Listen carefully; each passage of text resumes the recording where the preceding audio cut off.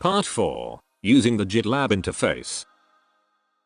PostLab only uses a few things in all that GitLab has to offer. Therefore you might see a lot of things that an editor doesn't understand and will never use. That's the main reason why PostLab also has another interface where you don't see these distractions. See part 5 on how to use that PostLab interface. However, the GitLab interface offers all that GitLab has to offer, and you can do things that are not yet possible with the PostLab interface. Within GitLab, the important things are groups and projects. Let's start with groups. You can see a group as a folder with access rights. Only the group members have access to the group. Click on New Group.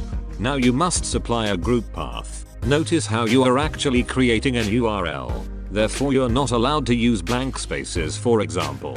Give it a group name, a description. If you like, you can also give it an image. With the visibility level, you're choosing who can actually see the group.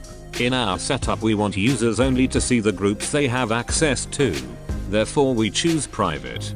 When your group is created, click on members and add members to your group. You must give every member a role. PostLab only uses the maintainer, owner, and guest role. A maintainer is an editor and can create and edit Final Cut libraries. An owner can also delete libraries and projects, and can create subgroups within a group. A guest can only read projects and can only look at libraries.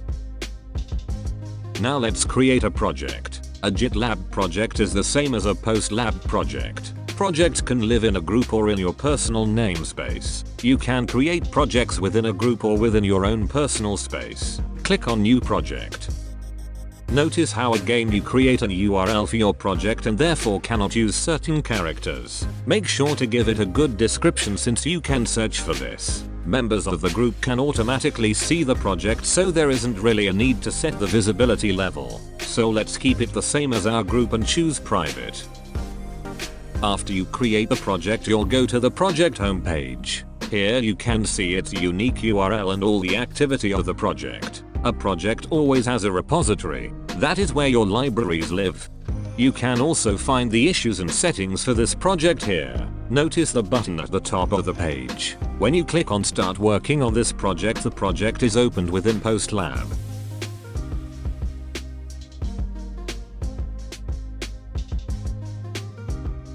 Now you're able to start creating libraries and start working. For more information on how to create libraries, see part 6.